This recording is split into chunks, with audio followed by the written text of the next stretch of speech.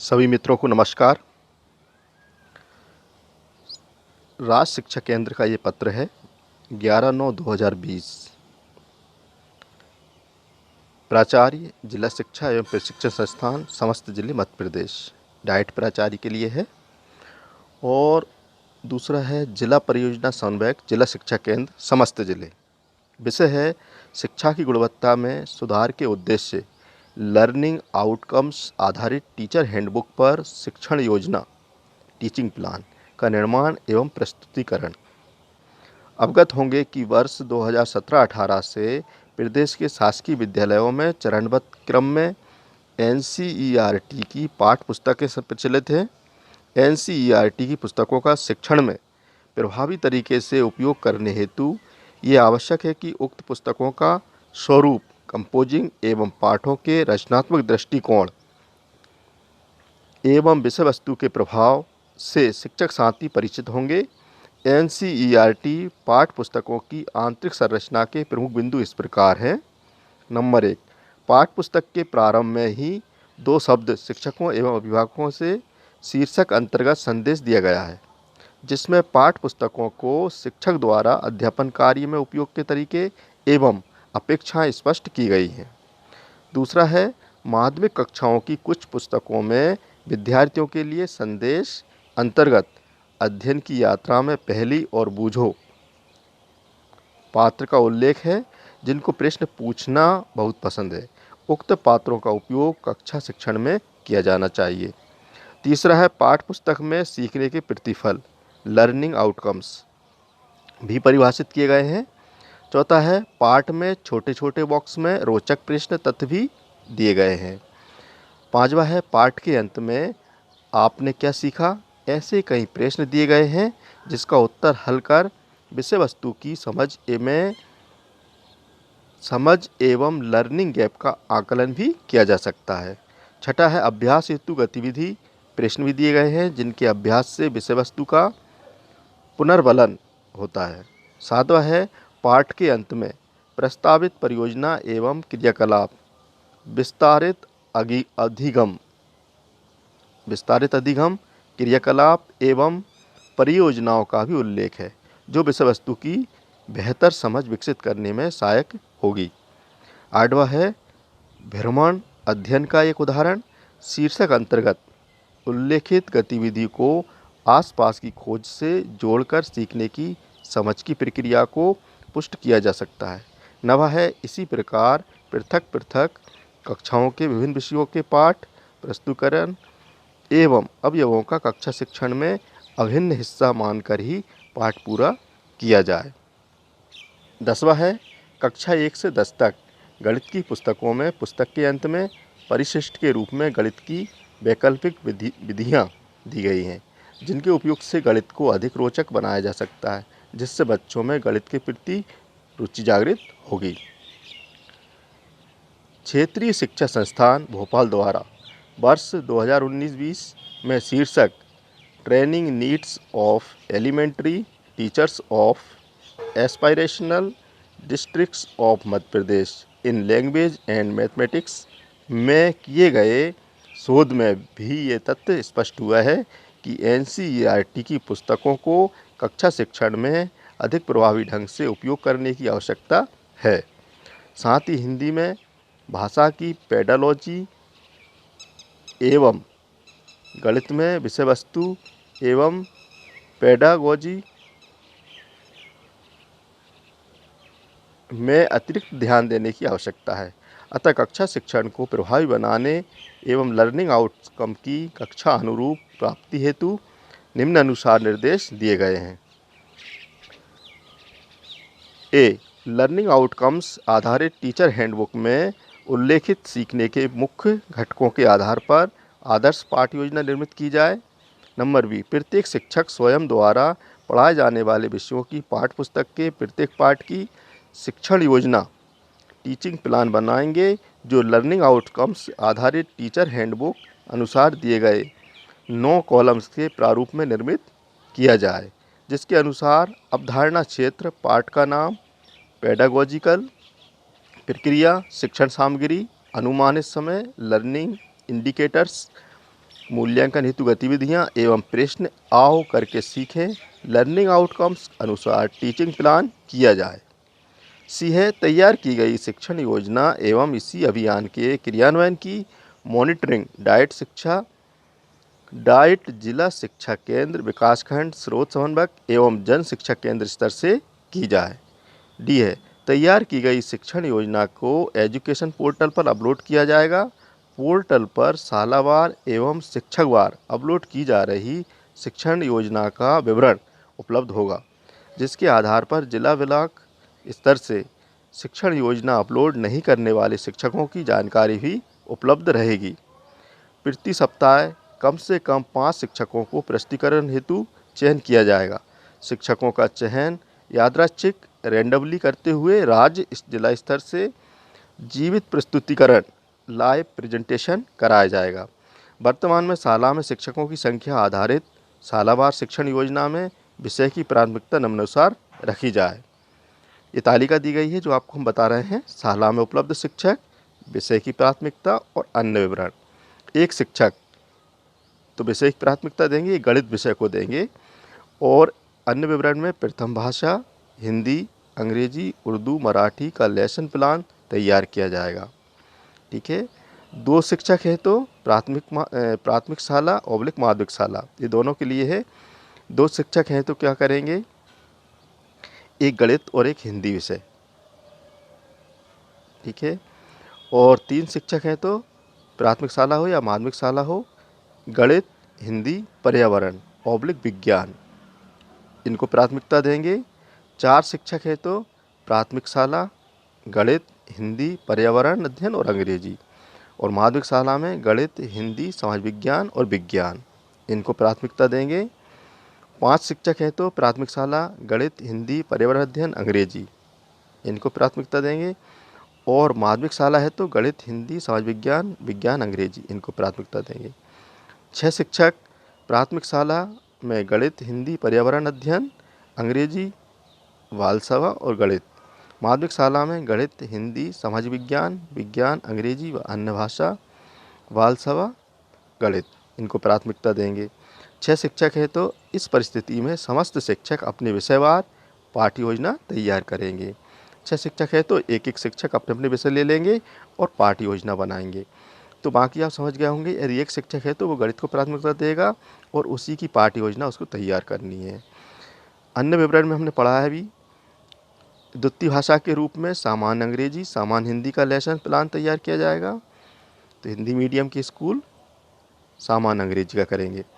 तृतीय भाषा में संस्कृत या उर्दू का लेसन प्लान तैयार किया जाना है, तो ये तृतीय भाषा में करेंगे। इसी क्रम में आगे देखते हैं। प्रत्येक शिक्षक को शिक्षण योजना के प्रस्तुतिकरण के लिए तैयार रहना अपेक्षित है। उक्त अभियान में सीएसई, बीएसई को भी अपने विषय स्नातक स्तर के आधार पर की शिक्षण योजना निर्मित करना अनिवार्य होगा, जिसका प्रस्तुतिकरण राज्य स्तरीय, जिला स्तरीय शैक्षिक संवाद में किया जाएगा। तो इसमें सीएसई और बीएसई को भी पाठ्य योजना तैयार करना है। आई है आदर्श शिक्षण योजना निर्मित करने वाले शिक्षकों सीएसई, बीएसई को पुरस्कृत किया जाएगा। जे है इस अभियान की गुणवत्ता सुनिश्चित करने हेतु डाइट एवं जिला शिक्षा केंद्र द्वारा किए गए प्रयासों के आधार पर जिलों की ग्रेडिंग की जाएगी।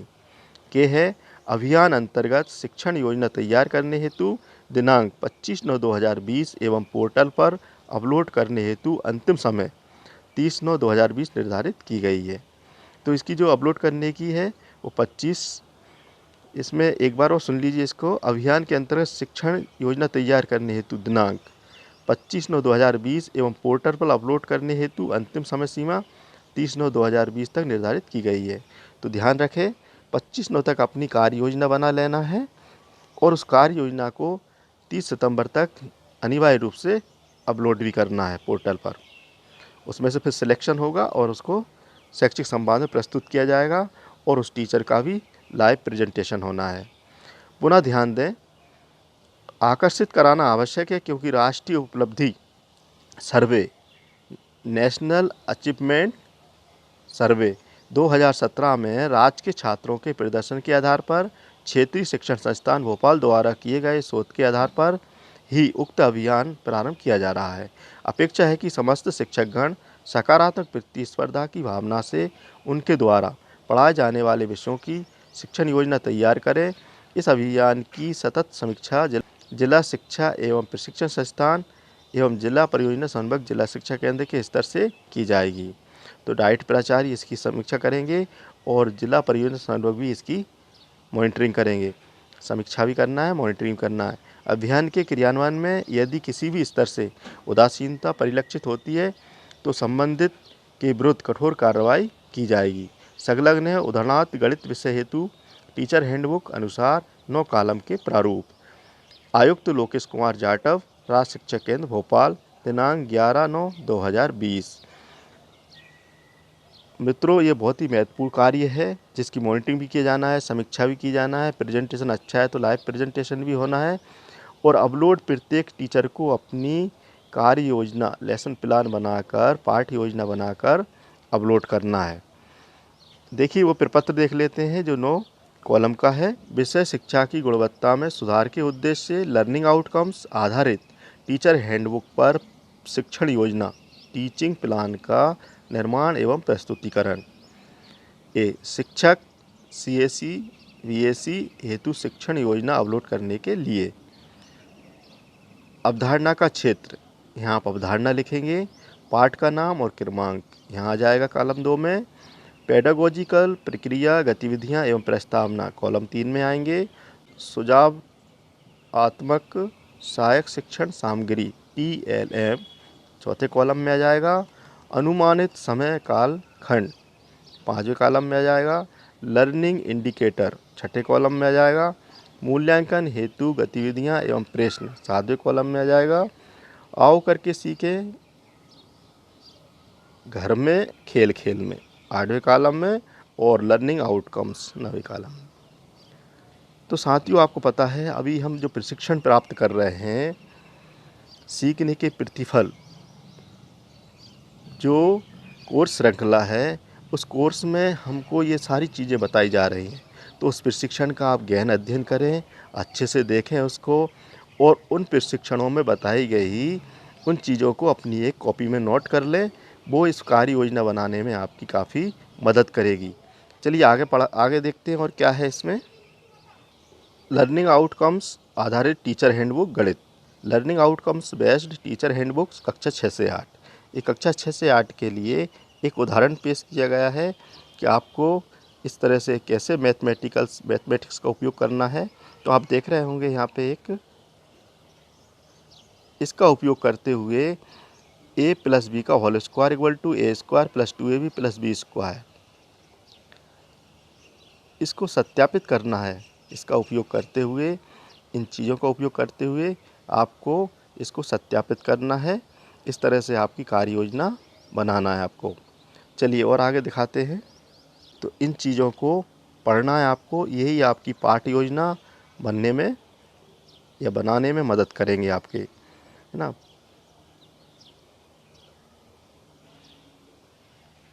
तो बहुत शानदार चीज़ें दी गई हैं। यदि आप इनको पढ़ेंगे तो बिल्कुल परेशानी नहीं होगी पाठ्य योजना तैयार करने में।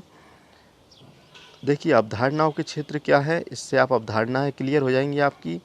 पाठ का नाम और क्रमांक, तो ये चीज़ें आ जाएंगी उसमें।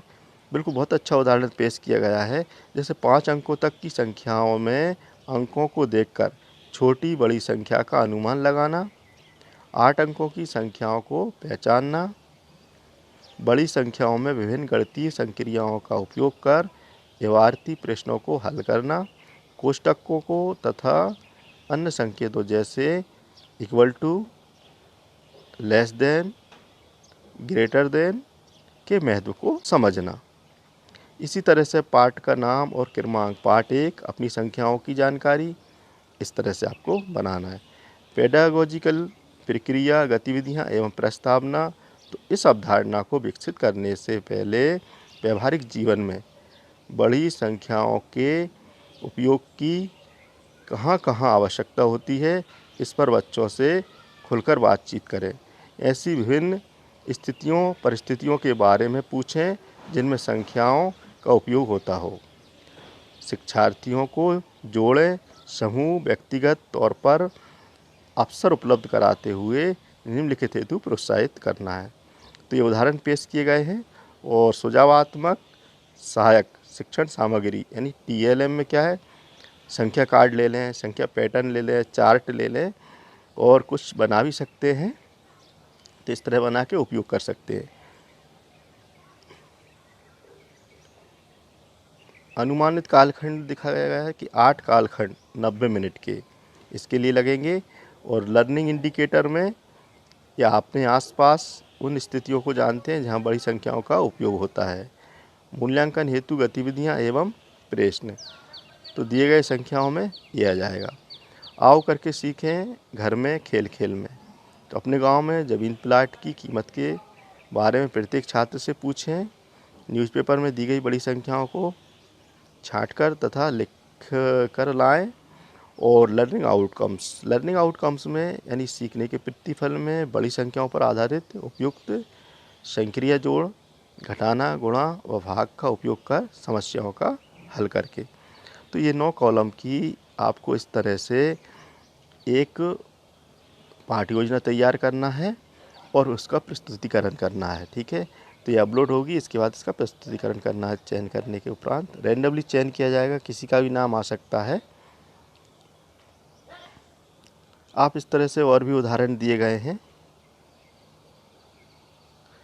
तो ये 9 कॉलम वाली जो प्रपत्र है इसको आप कंप्लीट अपनी कार्य योजना बनाएं और इसका विस्तृत अध्ययन कर लें।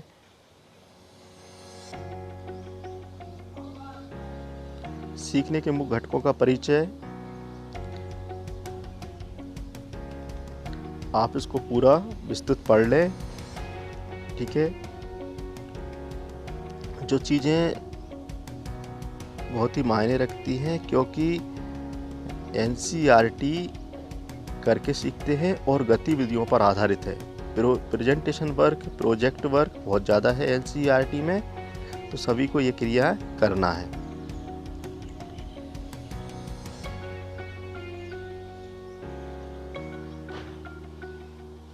सीखने की संप्राप्ति, लर्निंग आउटकम्स।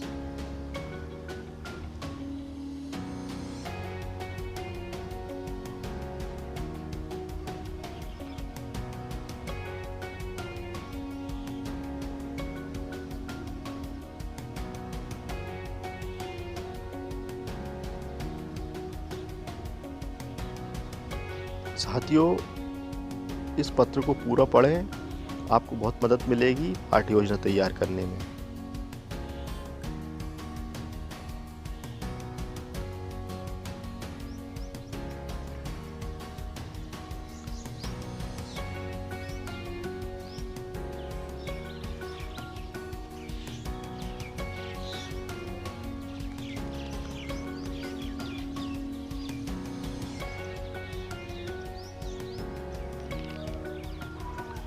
आशा करते हैं आपको अच्छे से समझ में आ गया होगा और आप अपनी पाठ्य योजना बेहतर बनाएंगे।